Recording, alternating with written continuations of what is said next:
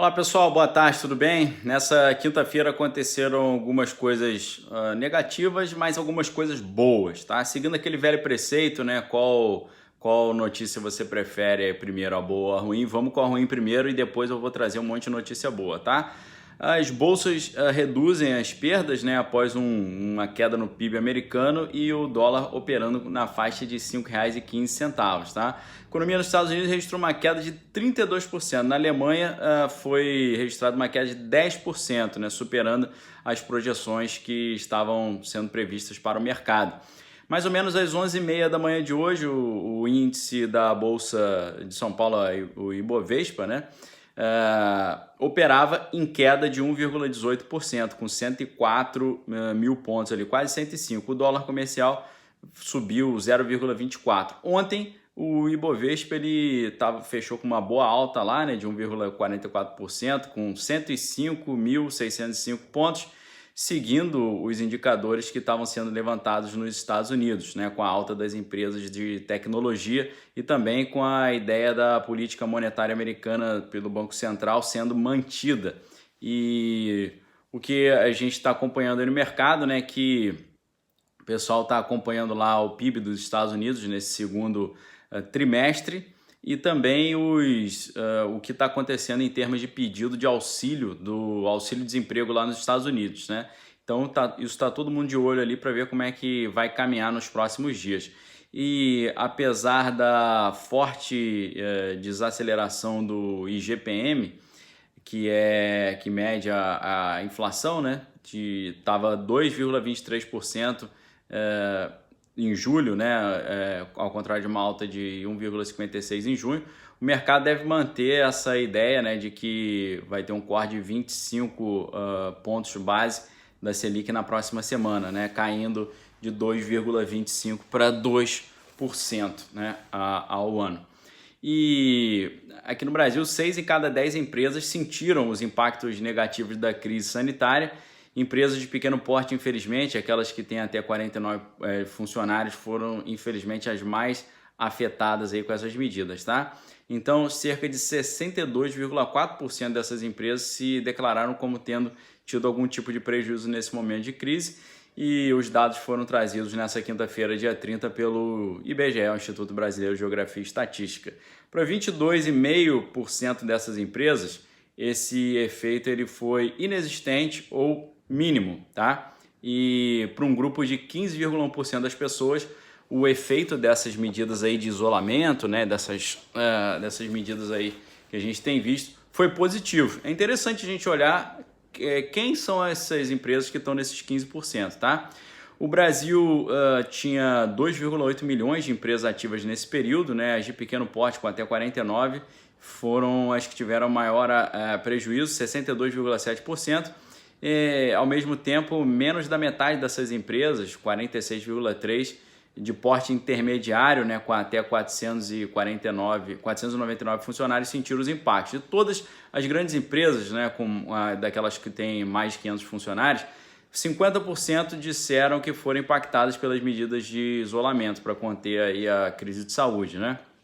E a crise de saúde também provocou uma queda de 75% no setor de brinquedos, né? Infelizmente, as empresas se a gente pensar por região, as empresas do Nordeste foram as mais atingidas pela crise, 72,1%, segundo Sudeste, 65% e Centro-Oeste, 62,9%. Os setores, pensando por setores, né, setores mais afetados, as empresas do setor de serviço foram que mais sentiram esse impacto, né, mais de 65%, 65,5%, e tendo aí um destaque para o segmento de serviços prestados às famílias. E aí, nesse setor, 86,7% das empresas sentiram efeitos negativos, tá? Comércio, obviamente, também foi afetado e 64,1% relataram ali efeitos negativos, e na área de construção 53,6%. Na área de indústria, quase 49% sentiram esse impacto negativo, mas para 24,3% o efeito foi pequeno ou inexistente. E para 27% o impacto foi positivo, tá? E a venda de carros usados teve uma grande queda também, e isso sinaliza uma espécie de encolhimento, né, nesse mercado. A informação também foi trazida pelo IBGE, né, mostrando que esse setor ele esperava, né, o IBGE estava esperando que esse setor fosse o mais impactado durante esse problema. Um dos representantes explicou que os serviços prestados à família, né, incluem bares, restaurantes, hotéis, atividades que dependem de circulação de pessoas, turismo e viagens, né? E era de se esperar que essas atividades fossem mais impactadas. Já o segmento de veículos, peças, motocicletas também foi afetado pelo funcionamento parcial dos Detrans e das concessionárias, além da decisão também de compra de bem durável, né, que tem que ser bem pensada pelas famílias no momento de desemprego e incerteza. Isso foi uma declaração de um dos representantes do IBGE, né? E metade das empresas ativas, na segunda quinzena de junho, sentiram aí uma queda nas suas vendas, tá? E também nos serviços prestados. 27,6% disseram que o efeito foi pequeno ou inexistente, mas 21,4% tiveram resultados melhores, né? E é importante a gente ver quem teve esse resultado melhor, né? A queda nas vendas foi sentida por 51% das empresas de pequeno porte, 39% das intermediárias e 32% das de grande porte. No setor de maior porte foi destaque para o percentual de 41,2% que relataram efeito pequeno ou inexistente. Agora, um setor que acabou sendo muito afetado, né, e a gente fica muito triste com isso, que eram empresas que estavam começando aqui nos Estados Unidos, foram aquelas empresas de patinete, né? A Yellow e a Green pediram recuperação judicial. Então, a união, né, das empresas criou essa Grow, né, que é a companhia que já vinha com problemas de caixa antes mesmo da crise sanitária que atingiu o país. E aí, infelizmente, essas startups aí de compartilhamento não só de patinete, como eu falei, mas de bicicleta também, eles tinham feito uma fusão dos negócios no ano passado sob o nome Grow, né? A Yellow e a Green fizeram essa fusão criando a Grow. E só que infelizmente entraram com um pedido ali de recuperação judicial na primeira vara de falência da Justiça de São Paulo. As dívidas somadas aí pelas duas empresas chegavam ali aos 40 milhões de reais, tá? E é triste, né, ver como é que uma situação dessa, né, pega de surpresa empresas que estavam ali como, né, estavam promissoras, apesar de não estarem com a economia tão forte assim. Os representantes dessas empresas afirmaram que, como a maioria das empresas do mundo, né, Yellow e Green foram duramente afetadas pela crise acarretada por essa crise sanitária, né? E eles também explicaram ali que os negócios são baseados na mobilidade diária das pessoas na cidade e com isolamento as operações foram drasticamente afetadas, né? Desde o dia ali 19 de março em que começaram essas medidas e comprometeu seriamente a receita, né? A empresa Yellow ela teve início das suas atividades no Brasil a partir de 2018. Em 2019 se uniu à mexicana Green, né, formando a Grow. Mas antes mesmo aí de começar a crise, a empresa já estava sofrendo ali com alguns cenários desfavoráveis, como falta de capital, disputa de poder, questões de regulação e também o alto custo das viagens, né? Preço um pouco caro ali. E apesar de baratear a operação e reduzir alguns problemas, houve uma tentativa de criar uma fábrica de bicicletas e patinetes na Zona Franca de Manaus, mas não saiu do papel e o plano era entregar as primeiras unidades ainda no início desse ano, tá? Só que aí não teve como continuar, né? E eles informaram que vão mudar o modelo no Brasil, o que resultou a suspensão do serviço em 14 cidades e o fim ali dos serviços das bicicletas, né? O serviço está sendo mantido apenas em São Paulo, Rio de Janeiro e Curitiba, tá? Então, são áreas aí que foram seriamente afetadas nesse sentido, né? Então, a gente viu aí nesse setor ficou complicado, né? Na área das contratações, né, a gente viu que a suspensão dos contratos superou o corte de salários, né? Aí agora a gente já entra um pouquinho nas notícias melhores, né? A interrupção foi o tipo de acordo mais comum nessas últimas semanas, fazendo uma reversão de uma tendência que estava acontecendo. Isso, aos olhos de alguns especialistas, já mostra uma retomada lenta começando a acontecer, tá? A suspensão dos contratos de trabalho ali formais, ela voltou a crescer e superou a redução de jornadas e salários depois que o governo federal prorrogou o prazo desse chamado programa emergencial no último dia 14. Essa lei foi aprovada no Congresso, foi sancionada pelo presidente, ampliando o prazo ali de acordo entre as empresas e trabalhadores para 120 dias. Então, esses dados aí estão mostrando uma recuperação lenta aí da questão do trabalho, tá? O governo tem tentado, né, ajudar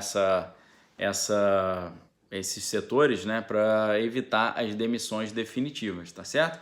Com relação à crise de saúde, o pessoal aí está aguardando a injeção ficar pronta, né, mas a injeção do BCG poderá ser uma boa alternativa para 2021, tá? Porque é desenvolvida por pesquisadores brasileiros e teria uma espécie de dupla proteção, porque ao mesmo tempo que protegeria contra a tuberculose, também protegeria contra esse vírus atual aí, tá? E a grande vantagem é que a segurança dela já é completamente testada, né? Uma vez que é um medicamento já antigo. Então isso traz um benefício enorme. O Sérgio Costa Oliveira, que é coordenador da pesquisa sobre BCG e professor titular de imunologia da Federal de Minas Gerais, disse o seguinte, abre aspas, existem outras iniciativas para usar a BCG no combate a outras doenças infecciosas e, com essa crise de saúde, a gente pensou em usar também para a situação atual. Essa injeção ainda está em fase de produção em laboratório e eles estão achando que pode ser que tenha um benefício interessante aí, tá? Nessa estratégia, porque isso gera uma resposta imunológica do corpo e vai ajudar muito aí as pessoas a se protegerem contra esses problemas. Lembrando que na Austrália já estava acontecendo aí algumas pesquisas bem interessantes nesse sentido, vários médicos ali que atuavam na linha de frente nessa crise sanitária começaram a passar por uma experiência usando esse medicamento, tá? Agora, notícias boas aí na economia, né? A empresa Vale reverteu o prejuízo e está tendo lucro agora de 5,28 bilhões no segundo trimestre, né? Então, interessante essa recuperação, né? No primeiro trimestre, a companhia teve um lucro líquido de 984 milhões e eles decidiram também pagar juros sobre capital próprio, né? E restabelecer a política de pagamento de dividendos para aqueles que são acionistas. No segundo trimestre, o lucro antes de juros, né? Impostos e a depreciação e amortização, totalizou 18 bilhões no período, um aumento de 5,2 bilhões na comparação com os 3 meses anteriores. O resultado positivo foi influenciado pela desvalorização do real em relação ao dólar, o aumento do volume vendido e também o maior preço do minério de ferro, tá? E no mesmo período do ano passado, a mineradora havia registrado prejuízo de 384 milhões, tá? Então, muito interessante.